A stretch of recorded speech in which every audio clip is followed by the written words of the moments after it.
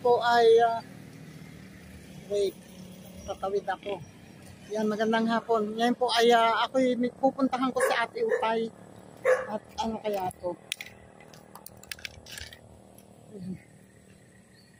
Kailangan kong kausapin yung mga, sana may madatnan akong kamag-anak niya doon sa bahay.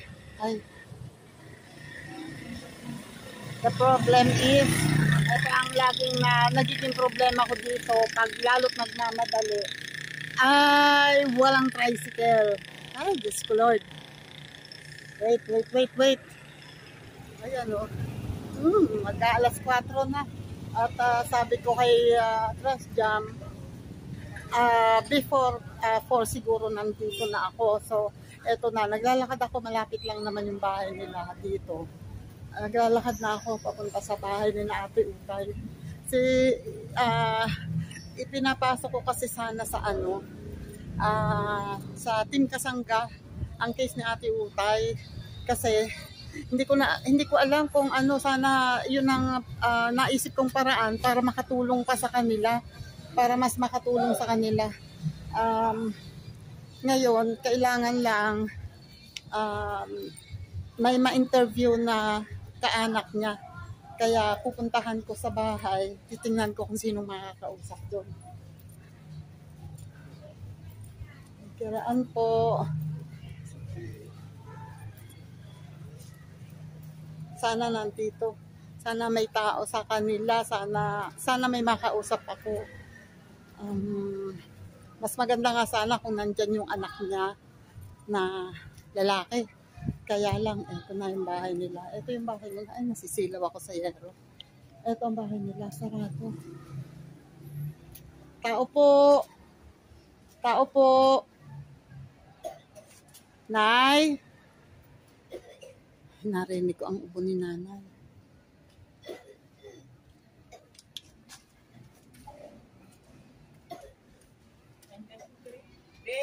Ay, nandito ba si Grace?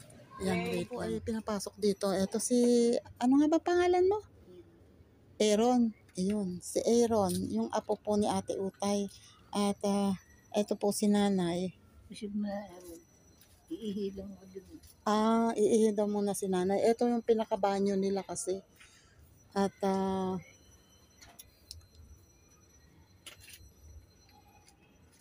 titingnan ko si daw po ay naandito, si Marlon, kaya lang po ay natutulog daw dahil galing sa palengke. Nagtatrabaho kasi siya sa palengke, tumutulong siya sa nagtitinda ng karne. Yan, silipin natin si Ate Utay.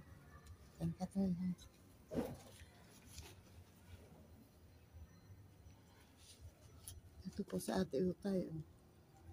Yan. Siksik na sa ilalim. Ano ba yan? Yung ba may sapin sa ilalim? Ate Utay, kumain ka na? Ha? Kumain ka na? Ate? May kuto yata si ate. Inaantok ka? Ha? Matutulog ka? Baka hindi pa nakakakain.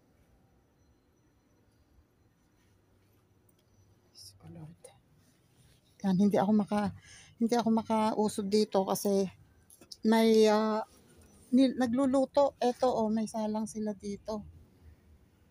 Meron silang, ano ba yung ginagamit nyo? Butane. Yung ginagamit nilang pangluto. Bas muna ako kasi ayan tumatawag.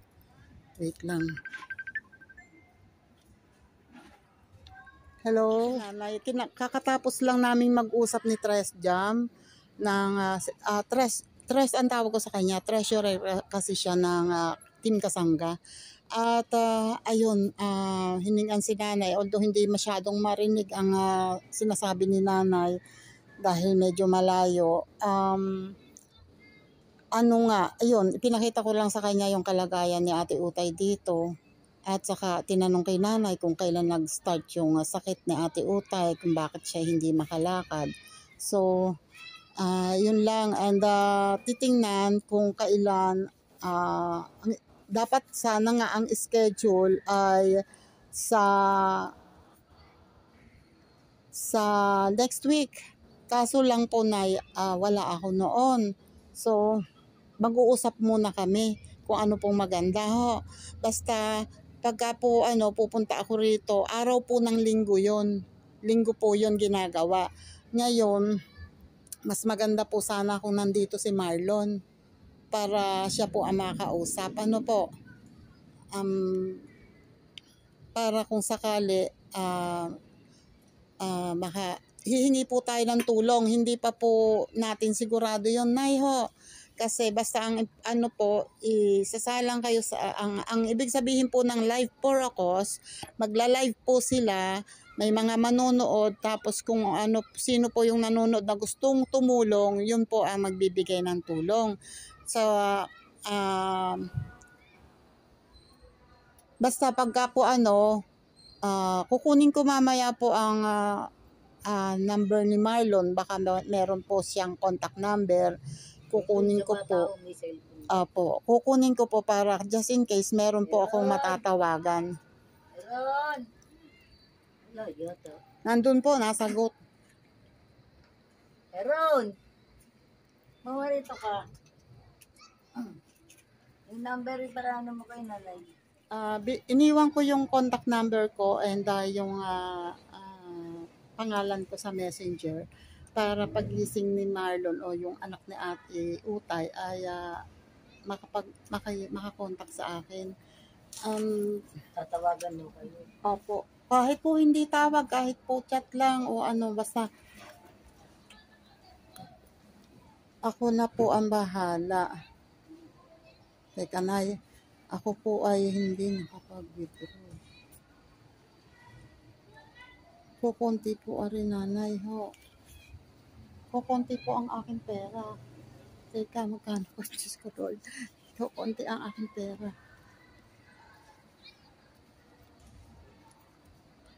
Puro barya rin, Nanay.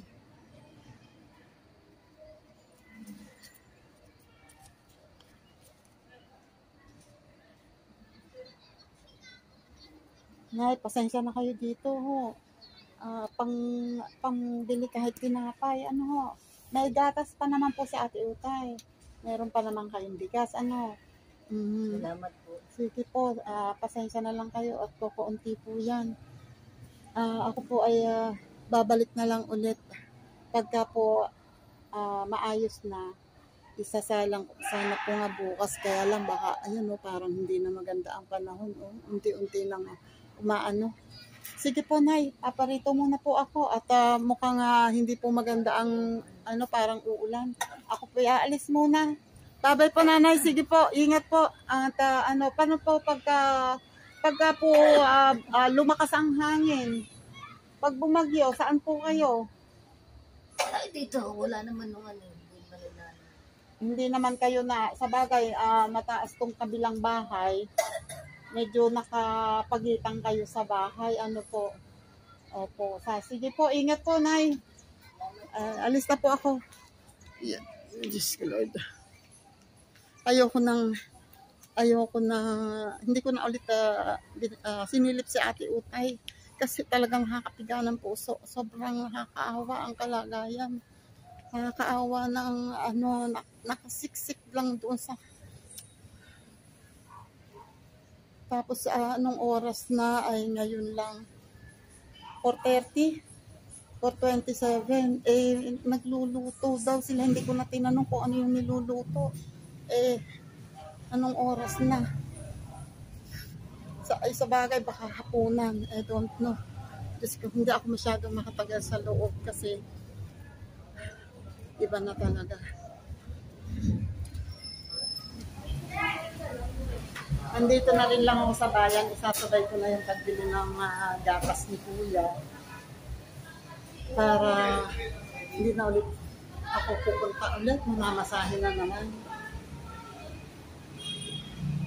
Nandito ako ngayon sa baba sa Alpha Mart.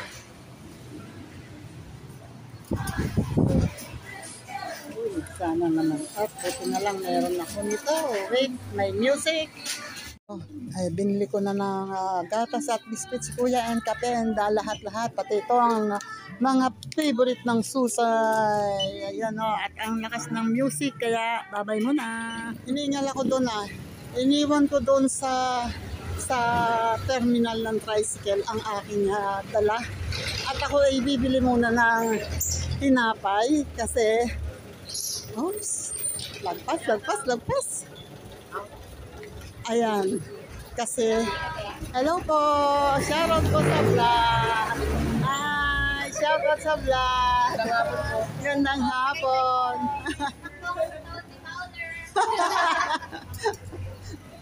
$20 daw. Oh my God, wala nang tinapay. Hello po. Bakit may tasty dito? Magkano donut na gano'n Magkano yun Dalawa, bilhin ko rin dalawa. Wala rin tinapay. Pengi ako isang tasty. Dalawa nga po yun. Isang tasty. Bakit meron din yan? Nakaya ka si Madam ko. Eto. Mamaya ito daw. Wala na halos tinapay. O, anong oras lang ngayon? Ngayon ay alas 5. Pero halos, ayan o, paubos na. Yan na lang ang natitira. Puro bago yan ha. Hindi sila naglalagay dyan ng kahapon pag ginawa. Pero yan o, laging ubos. Punong-puno yan palagi. Nakakailang lagay dyan. Thank you. At saka nasa na rin ito. Okay. I'm done. Sana, wish ko lang wala akong nakalimutan. Kasi nakabili na ako ng gamot ni tatay. May gamot na naman si kuya. So, pwede na. Uwi na. Diyos ko Lord. Yan. And wish ko lang sana ay sana maging maayos na ang kalagayan ni Ate Utay at sana maraming makatulong sa kanya. Uy, nanlalamot ako dun sa bigat ng dinala ko Isang lalagyan lang kasi hindi ko pinagdalawang lalagyan. So ayun tuloy. Kasalanan mo yan, Tita Out. Good evening. Ayan, dugtong ko na dito ang aking vlog na ito. Ngayon po ay 6:52, mag-aalas 7 na po ng gabi at kami po ay kumakain. Ayun o, si tatay. Malapit na makatapos kumain. Ako ngayon pa lang mag-start. Kasi nakinig pa ako nanood pa ako ng balita about sa bagyo. And ayan, ingat tayong lahat. At mag-pray tayo na sana humina yung bagyo para naman hindi naman makapaminsalan mabuti. And ngayon ay naka-play naman ang Kailin ng latest upload 49 minutes ago, yung kanyang homemade puto seco. Wow, sarap nun Yan, tara kumain. Ang ulam namin ay yung tira kaninang ulam, yung request ni tatay na nilaga na buto-buto. Ayan, at kain muna. Tara, kain tayo. Salamat po sa inyong lahat dun sa mga excuse me. Unang-una po dun sa mga tumulong kay Ate Utay. Parang wala tong paminta. O konti. Wala na una kita. Ayan o, nasa iyo. Ayan sa plato mo. Konti lang. Okay, at thank you po sa mga tumulong na kay Ate Utay. And sana lang po ay may mga tumulong pa. And sana po ay matuloy na yung pagsalang sa kanya sa Life for a Cause ng kasangga, ng Team Kasangga. And thank you po talaga. Nakmari Santos, maraming salamat. Thank you sa maagap na pagtugon. And yun ay dapat dapat yan ay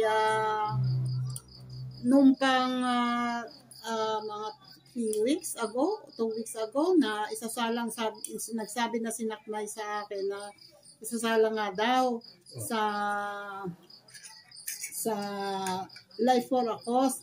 Ang problema, namatay naman yung asawa ni Ate Utay. Kaya medyo naantala. Pero nagpadala ang Team Kasangga sa pangunguna ni Nakmay Santos ng kaunting tulong para sa lamay ng asawa ni Ate Utay. And thank you talaga sa ano. At sa iba pa, kay Shining G, kay Vidge Official, ayan, sa iba pa na nagpaabot ng tulong. Maraming salamat, di ko na kayo may isa-isa, basta maraming salamat sa inyo sa pagtulong nyo sa pamilya ni Ate Utay. And wish ko lang sana may mga tumulong pa at patuloy nyo pang tulungan si Ate Utay. Ayan, at tatapusin ko na po dito ang aking vlog kasi konti lang naman to, binlog ko lang yung pagpunta ko doon, kinausap ko. Dapat sana yung anak ni Ate Utay sana makakausap ko, kaso ayoko namang ipagising kasi madaling araw pa yun o haping gabi pa. I don't know kung anong oras siya pumupunta sa palengke para tumulong doon sa magtitinda ng baboy, tapos hanggang after lunch o mga alas 2 na umuwi yun para pagkatapos ng ng palengke.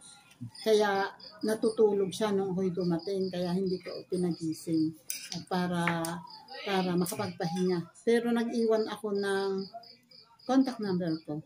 Ayan. Maraming salamat ulit sa inyong lahat. Sir Jerry Soy TV, shoutout po dyan. Thank you po. At sa iba pa, yung mga super chatters ko, maraming salamat. Sa mga channel members, maraming salamat sa inyo. Dahil sa inyong tiwala, kahit pa paano, nabubuhayan ako ng loob na ipagpatuloy itong ginagawa ko. Basta salamat sa inyong lahat. And sa mga kaibigan, sa mga supporters, thank you talaga sa inyong lahat. Maraming salamat po and bye-bye. God bless po. Ingat po tayong lahat. Bye-bye.